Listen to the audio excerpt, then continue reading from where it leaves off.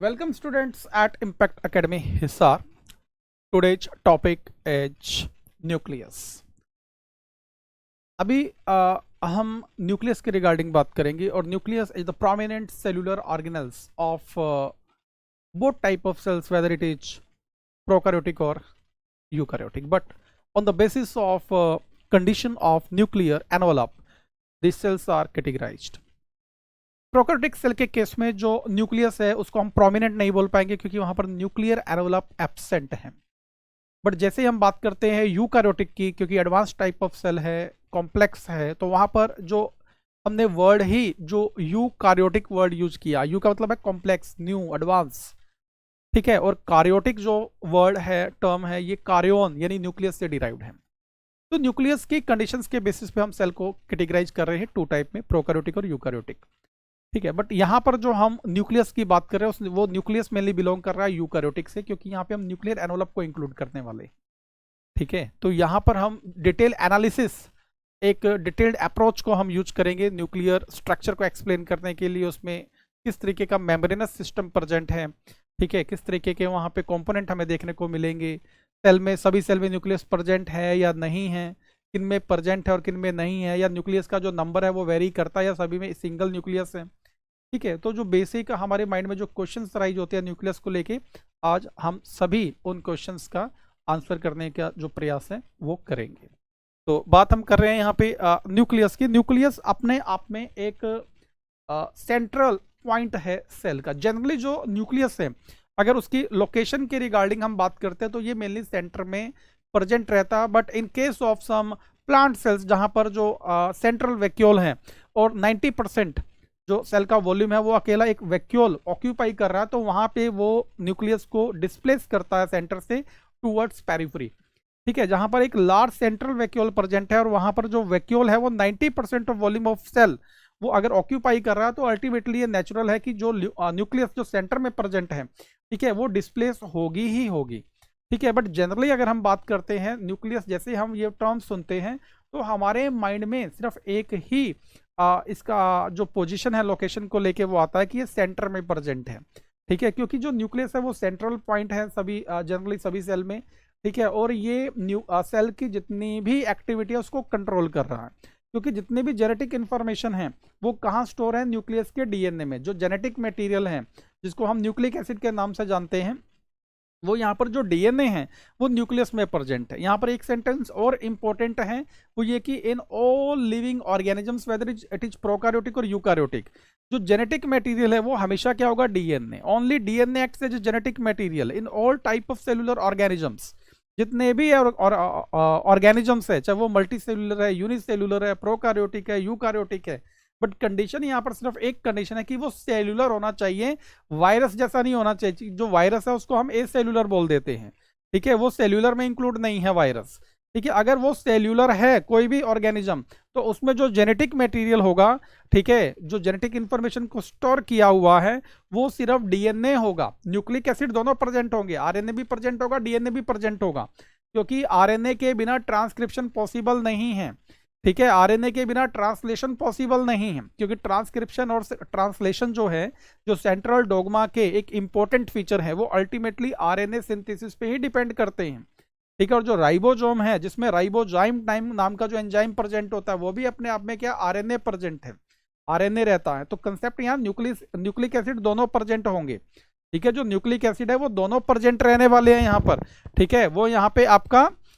DNA भी होगा और यहाँ पे आपका ये आरएनए भी प्रेजेंट रहने वाला है। बट अगर कंसेप्ट हम यहाँ पर देखते हैं कि जो जेनेटिक मटेरियल है वो हमेशा आपको क्या देखने को मिलेगा, यहाँ पे डीएनए, ठीक है। तो अब हम आगे इसका डिटेल में थोड़ा एनालिसिस करते हैं।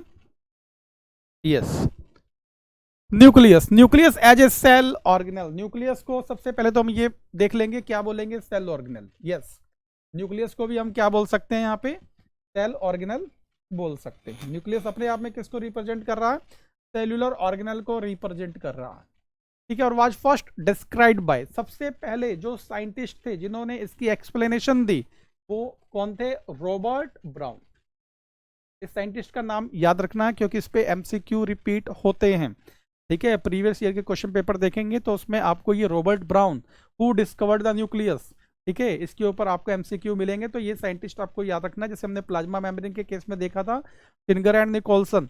ठीक है, उन दोनों साइंटिस्ट का नाम आपको याद रखना है, सिंगर एंड निकोलसन, 1972, वहां ईयर भी आपको याद रखना है।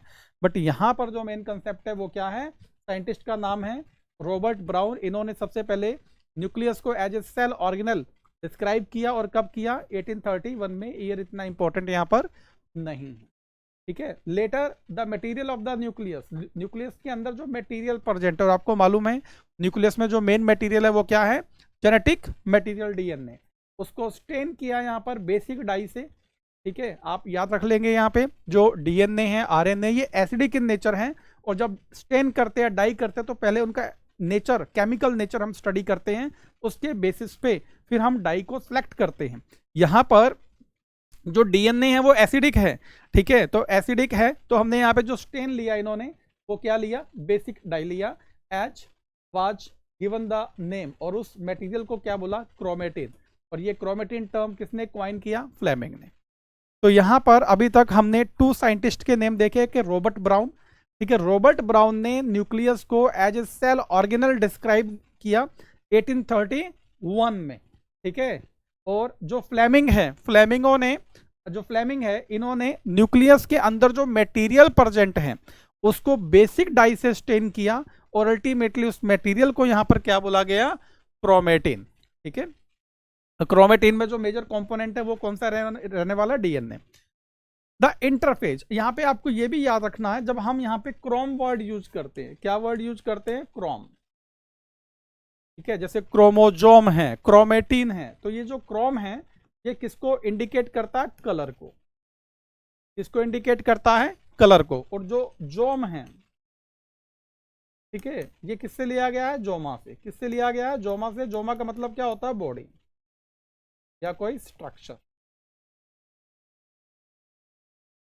क्या मीनिंग होता है इसका, बॉडी और स्ट्रक्चर। ठीक है, द इंटरफेज न्यूक्लियस, इंटरफेज को हम रेस्टिंग फेज भी बोलते हैं। जब हम सेल डिवीजन की बात करते हैं, सेल साइकिल की बात करते हैं, तो वहां पर ये टर्म आता है इंटरफेज। क्या टर्म आता है वहां पे, इंटरफेज नाम का ये टर्म आता है। इंटरफेज का मतलब होता है रेस्टिंग फेज, जब सेल अपने आप को प्रिपेयर कर रहा है नेक्स्ट डिवीजन के लिए, यानी वो डिवाइड नहीं कर रहा उस वक्त, बट अपने आप को प्रिपेयर कर रहा है, तो ये नॉन डिवाइडिंग फेज रहता है interphase nucleus. Nucleus of a cell when it is not dividing, जब ये इसका न्यूक्लियस डिवाइड नहीं कर रहा, ठीक है, has highly extended and elaborate nucleoprotein fibres, जिसको हम क्या बोलते हैं, क्रोमेटिन बोलते हैं। क्या बोलते हैं, क्रोमेटिन। यहाँ पर एक कंबाइंड टर्म यूज की जा रही है, न्यूक्लियोप्रोटीन। प्रोटीन यहाँ पर क्या है, हिस्टोन प्रोटीन, और न्यूक्लियो टर्म किसके लिए यूज किया जा रहा है, डीएनए के लिए। ठीक है, क्योंकि जो ये क्रोमेटिन है ये डीएनए में प्रेजेंट है। तो कंसेप्ट यहाँ पर है, जो ये न्यूक्लियो प्रोटीन है ये यहाँ पर किसको शो कर रहा है, डीएनए प्लस में हिस्टोन प्रोटीन और नॉन हिस्टोन प्रोटीन भी हम इसमें इंक्लूड करेंगे। तो यहाँ एक कलेक्टिव टर्म यहाँ पर लिया गया है। पहला यहाँ पर क्या है, न्यूक्लियो प्रोटीन जो है वो कॉम्बिनेशन शो कर रहा है डीएनए प्लस में हिस्टोन्स प्रोटीन प्लस में नॉन हिस्टोन प्रोटीन। ठीक है, इन तीनों के लिए जो टर्म यूज की गई है वो क्या है यहाँ पे, न्यूक्लियो प्रोटीन। ठीक है, इंटरफेज न्यूक्लियस में, यानी nucleus of a cell when it is not dividing has highly extended and elaborate nucleo protein, जिसको हमने यहाँ पर क्या बोला, क्रोमेटिन। ठीक है, दूसरा कंपोनेंट यहाँ पर क्या होने वाला, न्यूक्लियर मैट्रिक्स। जैसे माइटोकॉन्ड्रिया के केस में जो माइटोकॉन्ड्रिया में इनर मेम्ब्रेन है, ठीक है, इनर मेम्ब्रेन में जो लिक्विड मटेरियल प्रेजेंट है उसको हम क्या बोलते हैं, मैट्रिक्स।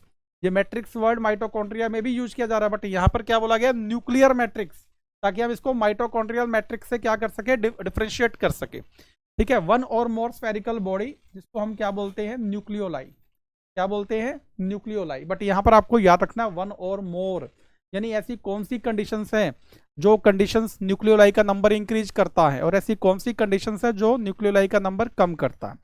आगे आप देख पाएंगे कि जो न्यूक्लियोलाई है वहां पर आरएनए का सिंथेसिस होता है, और आरएनए मेनली किसमें एंगेज होता है, प्रोटीन सिंथेसिस में। यानी ऐसी सेल्स जहां पर प्रोटीन का फॉर्मेशन ज्यादा हो रहा है वहां पे नंबर ऑफ न्यूक्लियोलाई भी आपको ज्यादा देखने को मिलेगा, और ऐसी सेल्स जो प्रोटीन एक्टिविटी में इन्वॉल्व नहीं है वहां पर आपको नंबर ऑफ न्यूक्लियोलाई भी कम देखने को मिलेगा। सिंगुलर इसको हम क्या बोलते हैं, न्यूक्लियोलस। अब जो इलेक्ट्रॉन माइक्रोस्कोपी है has revealed that the nuclear envelope, यहां पर हम बात कर रहे हैं यूकैरियोटिक सेल की, और यूकैरियोटिक सेल में जो न्यूक्लियर एनवलप होता है, ठीक है, जो ये स्ट्रक्चर यहां शो किया गया है, ये स्ट्रक्चर एक्चुअल में किस माइक्रोस्कोप से लिया गया है, इलेक्ट्रॉन माइक्रोस्कोप। ठीक है, इलेक्ट्रॉन माइक्रोस्कोप का ये स्ट्रक्चर है, इसमें आप देख पाएंगे जो ये न्यूक्लियस की आउटर बाउंड्री है, ठीक है, इसमें 2 एनवलप प्रेजेंट होते हैं, यहाँ पे शो किया गया है न्यूक्लियर मेम्ब्रेन, एक आउटर न्यूक्लियर मेम्ब्रेन है और ये इनर न्यूक्लियर मेम्ब्रेन है। 2 मेम्ब्रेन कंबाइन होंगी तब जाके एक न्यूक्लियर एनवलप का फॉर्मेशन होता है। जो न्यूक्लियर एनवलप है ये भी परफोरेटेड है, इसमें न्यूक्लियर पोर प्रेजेंट होंगे। ठीक है, क्या प्रेजेंट होगा इसमें, न्यूक्लियर पोर प्रेजेंट होगा। ठीक है, अब जहां न्यूक्लियर पोर प्रेजेंट होगा वहां पे आउटर और इनर मेम्ब्रेन क्या होती है, ज्वाइन हो जाती है। ठीक है, अगर इसको हम शो करते हैं, ये आउटर न्यूक्लियर मेम्ब्रेन है, ये इनर न्यूक्लियर मेम्ब्रेन है, और यहाँ पर ये दोनों फ्यूज हो गई, तो जो ये गैप आ रहा है इस गैप को क्या बोला गया है, न्यूक्लियर पोर। क्या बोला गया है, न्यूक्लियर पोर। और ये न्यूक्लियर पोर ही मटेरियल के इनफ्लक्स और आउटफ्लक्स में हेल्प करता है। जैसे मैसेंजर आरएनए का फॉर्मेशन कहाँ हो रहा है, न्यूक्लियस के अंदर, न्यूक्लियर मैट्रिक्स में। अब मैसेंजर आरएनए को ट्रांसलेशन करवाने के लिए कहाँ जाना, साइटोप्लाज्म में, तो ये न्यूक्लियर पोर के थ्रू ही मैसेंजर आरएनए क्या होगा, बाहर की साइड मूव करेगा। ठीक है, विच कंसिस्ट्स ऑफ 2 पैरेलल मेम्ब्रेन्स। अब यहाँ पे 2 पैरेलल मेम्ब्रेन्स है न्यूक्लियर एनवलप में, विद ए स्पेस। अब इतना जो स्पेस इनके बीच में जो स्पेस रहने वाला, ये वाला जो स्पेस है, ठीक है, इंटर मेम्ब्रेन, इंट्रा नहीं है, इंटर मेम्ब्रेन जो स्पेस है, और जो मेम्ब्रेन क्या है, न्यूक्लियर मेम्ब्रेन है। ठीक है, जो ये स्पेस है वो कितना रह सकता है, मिनिमम वैल्यू क्या है 10 और मैक्सिमम क्या है 50 नैनोमीटर, यानी 10⁻⁻⁹ metre is equal to 1 nanometre. ठीक है, तो ये डायमेंशन है, क्योंकि जो सेल है वो अपने आप में माइक्रोस्कोपिक है। माइक्रो का मतलब 10⁻⁶। ठीक है, और नैनो क्योंकि यहाँ पे न्यूक्लियर एनवलप की बात की जा रही है, अब वहां पर जो स्पेस होगा वो माइक्रो से भी क्या हो जाएगा, छोटा, यानी 10⁻⁹ मीटर रहने वाला, यानी नैनोमीटर, 10 to 50 नैनोमीटर। ठीक है, इस स्पेस को हम क्या बोलेंगे, 2 मेम्ब्रेन के बीच में, जैसे ये आउटर मेम्ब्रेन है, ये इनर मेम्ब्रेन है, इसके बीच में जो स्पेस है इसको हम क्या बोलते हैं, पेरी न्यूक्लियर स्पेस। क्या बोलते हैं, perinuclear space. Forms a barrier between the materials present inside the nucleus and that of the cytoplasm, यानी जो न्यूक्लियर एनवलप है, ठीक है, ये साइटोप्लाज्मिक मटेरियल और न्यूक्लियोप्लाज्मिक मटेरियल के बीच में एक बैरियर का काम कर रहा है, एक सेपरेशन का काम कर रहा है। The outer membrane usually remains continuous with the endoplasmic reticulum. ये इंपॉर्टेंट है कि जो न्यूक्लियर एनवलप है इसमें जो आउटर मेम्ब्रेन है वो एंडोप्लाज्मिक रेटिक्यूलम में जो स्ट्रक्चरल कंपोनेंट था सिस्टर्नी, उसके मेम्ब्रेन के साथ क्या कॉन्टिन्यूस है, अटैच है।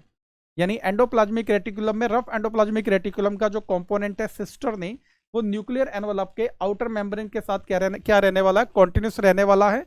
और वहां पर राइबोसोम्स भी रहेंगे, यानी एक तो राइबोसोम्स हम कहाँ स्टडी करते हैं, रफ एंडोप्लाज्मिक रेटिकुलम की जो मेम्ब्रेन है उसकी आउटर सरफेस पे, और यहाँ भी जो न्यूक्लियर एनवलप का आउटर मेम्ब्रेन है और आउटर मेम्ब्रेन की जो आउटर सरफेस है वहां भी आपको क्या देखने को मिलेंगे, राइबोसोम्स। क्या देखने को मिलेंगे, ribosomes at a number of places. अब कुछ प्लेसेज पे क्या होगा, जो न्यूक्लियर एनवलप है वो इंटरप्टेड होगा, किससे, माइन्यूट पोर से। ये पहले ही मैंने आपको यहाँ शो किया है कि ये आउटर मेम्ब्रेन है, ये इनर मेम्ब्रेन है, यहाँ पे दोनों फ्यूज हो गया, यहाँ पे ये दोनों फ्यूज हो गया, और बीच में जो गैप है इसको क्या बोला है, न्यूक्लियर पोर। क्या बोला गया है यहाँ पे, इसको न्यूक्लियर पोर बोला गया है। ठीक है, which are formed by the fusion of, यहाँ पे वर्ड यूज किया गया फ्यूजन, यहाँ पे आउटर और इनर मेम्ब्रेन दोनों क्या हो रही है, फ्यूज हो रही है। ठीक है, fusion of its 2 membranes, these nuclear pores are the passages through which movement of RNA and protein molecules takes place in both directions। ठीक है, आउटसाइड टू इनसाइड और इनसाइड टू आउटसाइड। ठीक है, between the nucleus and the cytoplasm. Normally there is 1 nucleus per cell, generally. ठीक है, maximum cases में जो cell है उसके पास एक ही न्यूक्लियस प्रेजेंट होगा, बट कुछ एक्सेप्शन भी है जहां पर सिंसिटियम कंडीशन, ठीक है, जनरेट हो जाती हैं। सिंसिटियम कंडीशन का मतलब यहाँ पर मल्टी न्यूक्लिएटेड कंडीशन आ जाती है, या कुछ ऐसी सेल भी आपको देखने को मिलेगी जहां पर न्यूक्लियस एब्सेंट हो जाती है। जैसे हम मैच्योर आरबीसी की बात करते हैं तो वहां पे मैच्योर आरबीसी में न्यूक्लियस क्या होती है, एब्सेंट हो जाती है, ए न्यूक्लिएटेड कंडीशन वहां जनरेट हो जाती है। ठीक है, पैरामीशियम की बात करेंगे तो वहां 2 nucleus condition, binucleate condition वहां रहती है, एक माइक्रो न्यूक्लियस एक मैक्रो न्यूक्लियस हम देखते हैं। तो variations in the number of nuclei are also frequently observe. तो यहाँ पे हम ये यूनिवर्सल नहीं बोल सकते कि each and every type of cell contains only and only one type of nucleus. तो ये स्टेटमेंट क्या हो जाती है, रॉन्ग हो जाती है। ठीक है, तो नंबर ऑफ न्यूक्लियाई क्या कर रहा है, वेरी कर रहा है। क्लियर है इतना यहाँ पे। सब mature cells even lack nucleus, जैसे erythrocytes of many mammals and sieve tube. Plant cells में अगर हम बात करते हैं फ्लोएम की, फ्लोएम के अंदर एक कंपोनेंट प्रेजेंट होता है सीयू ट्यूब सेल्स। तो सीयू ट्यूब सेल्स के अंदर क्या होती है, न्यूक्लियस एब्सेंट होती है।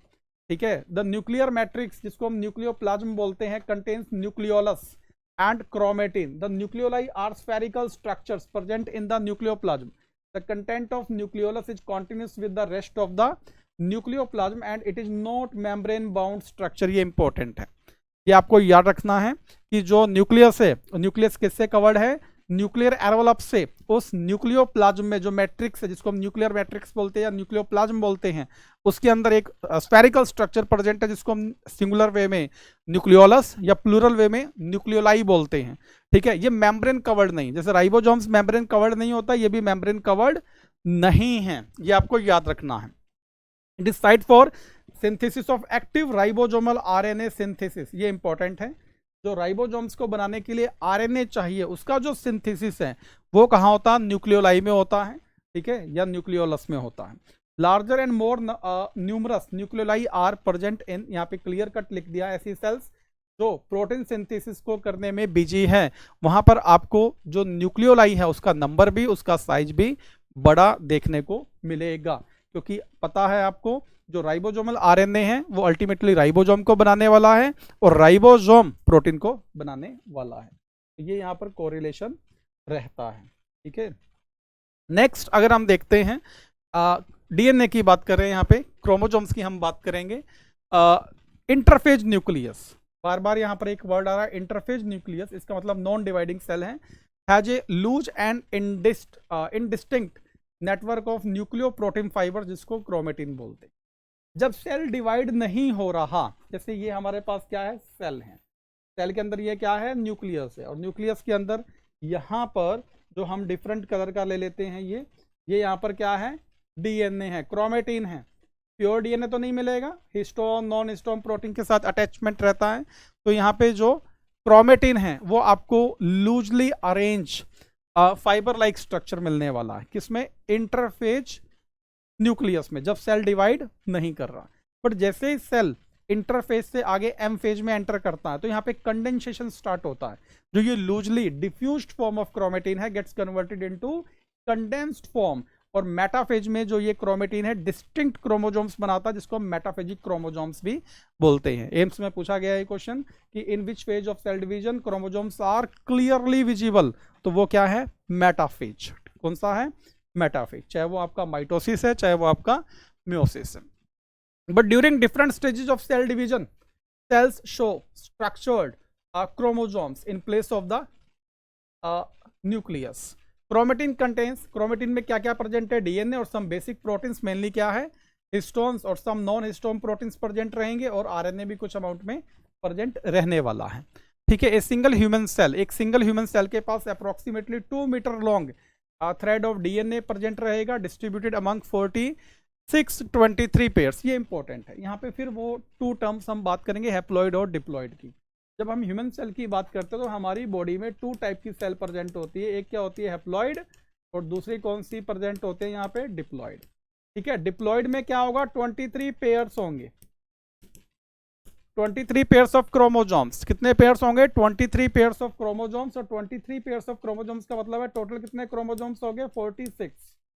और जो हैप्लॉइड सेल है इसमें कितने होंगे, 23 क्रोमोसोम्स होंगे, पेयरिंग नहीं होगी, पेयरिंग नहीं होगी।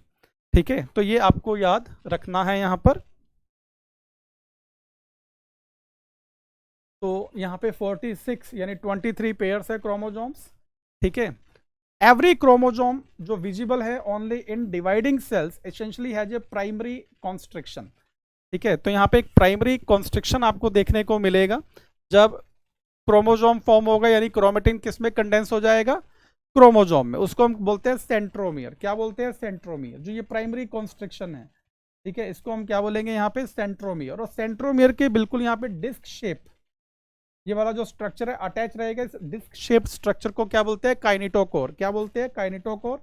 और ये सेल डिवीजन में जब डिस्ट्रीब्यूशन ऑफ जेनेटिक मटेरियल होता है उसमें ये क्रोमेटिन फाइबर्स के साथ अटैचमेंट में हेल्प करता है, ठीक है। तो यहाँ पे on the sides of which disc shape structure, जिसको काइनेटोकोर बोला, प्रेजेंट होता है। Centromere holds two chromatids of a chromosome. अब जो सेंट्रोमियर है, जो प्राइमरी कॉन्स्ट्रक्शन है, ये क्रोमोजोम के 2 क्रोमेटिड्स को होल्ड करके रखता है, पकड़ने का काम करता है। Centromere holds 2 chromatids of a chromosome. Based on the position of the centromere, chromosomes can be classified into 4 types. तो यहाँ पे हम 4 टाइप्स में इसको डिवाइड कर सकते हैं। क्राइटेरिया यहाँ पर क्या लिया गया है? पोजीशन ऑफ सेंट्रोमियर, ठीक है। पहला यहाँ पे है मेटासेंट्रिक, यानी यहाँ पर जो सेंट्रोमियर होगा बिल्कुल एग्जैक्ट मिडल पॉइंट पर होगा, पर जब मिडल पॉइंट से डिस्प्लेस होगा, स्लाइटली डिस्प्लेस होगा, उसको बोलेंगे सब मेटासेंट्रिक। जब हाईली डिस्प्लेस होगा उसको बोलेंगे एक्रोसेंट्रिक। और जब टर्मिनल पोजीशन पे चला जाएगा उसको हम क्या बोलेंगे? टीलोसेंट्रिक। यहां पर हम देख पाएंगे इस केस में आप यहां पर जो क्रोमेटिड्स है इनकी जो लेंथ है वो अप्रोक्सीमेटली क्या इक्वल, बिल्कुल सेंटर में है, तो इसको हमने क्या बोला है? मेटासेंट्रिक। यहां पर स्लाइटली ये छोटा हो जाता है स्लाइटली, और यहां पर ये लॉन्ग है, तो इसको क्या बोला? सब मेटासेंट्रिक। यहां पर ये ज्यादा छोटा है, ये इसके कंपैरिजन में हायर लॉन्गर रहने वाला, इसको क्या बोला? एक्रोसेंट्रिक। और यहां पर ये टर्मिनल पोजीशन पे आ जाता है, जिसको क्या बोला गया है? टीलोसेंट्रिक, ठीक है। तो यहां पर ये वर्ड यूज किए जा रहे हैं जो बिल्कुल सेंटर में प्रेजेंट है, उसके लिए हमने कौन सा वर्ड यूज किया है? मेटासेंट्रिक। फर्स्ट ये क्या है? Submetacentric. सेकंड ये एक्रोसेंट्रिक। थर्ड और टीलोसेंट्रिक 4। तो इसमें हम देख पाएंगे the metacentric chromosome has middle centromere forming 2 equal arms of the chromosome. Submetacentric में chromosome slightly away from the middle of the chromosome resulting into 1 shorter arm and 1 longer arm. Acrocentric में chromosome centre is situated close to its end forming 1 extremely short and 1 very long arm. और telocentric में chromosomes terminate at A terminal centromere, has a terminal centromere. तो इसको हम अब बात कर पाएंगे। यहाँ पे ये नंबर 1 है मेटासेंट्रिक, ये 2 है सब मेटासेंट्रिक, ये एक्रोसेंट्रिक है, और ये यहाँ पे टीलोसेंट्रिक रहने वाला है। इसके साथ ही ये यहाँ पे कंप्लीट है। नेक्स्ट अब हम बात करेंगे सेकेंडरी कॉन्स्ट्रक्शन की। जो प्राइमरी कॉन्स्ट्रक्शन है उसको क्या बोला गया है? सेंट्रोमियर। और जो सेकेंडरी कॉन्स्ट्रक्शन है उसके बाद वाला जो रीजन है ये नॉन स्टेनेबल है। सेकेंडरी कॉन्स्ट्रक्शन के बाद जो क्रोमोजोम का रीजन होगा उसको हम स्टेन नहीं कर सकते, इसलिए उस पार्ट को हमने क्या बोला है? सैटेलाइट बोला। क्या बोला है? Satellite. Sometimes a few chromosomes have a non staining secondary construction. ये याद रखना, सभी क्रोमोजोम्स में नहीं है, कुछ में मिलेगा आपको सेकेंडरी कॉन्स्ट्रक्शन, पर जो प्राइमरी कॉन्स्ट्रक्शन है सेंट्रोमियर है वो सभी क्रोमोजोम्स में आपको देखने को मिलेगा। तो यहां पर जो नॉन स्टेनिंग सेकेंडरी कॉन्स्ट्रक्शन है, ठीक है, वो सभी में प्रेजेंट नहीं है, कुछ में प्रेजेंट है, ठीक है। At a constant location this gives the appearance of a small fragment, जिसको हम क्या बोलते हैं? सैटेलाइट, ठीक है। तो ये बेसिक डिस्कशन थी nucleus of a eukaryotic cell, ठीक है। और इसमें से बहुत से क्वेश्चंस डेवलप होते हैं एग्जामिनेशन के लिए, चाहे वो पैरामेडिकल एंट्रेंस एग्जाम्स है, चाहे वो आपका मेडिकल एंट्रेंस एग्जाम्स हैं, ठीक है। तो आज हमने यहाँ पे बेसिक डिस्कस किया है nucleus of a eukaryotic cell. Thank you.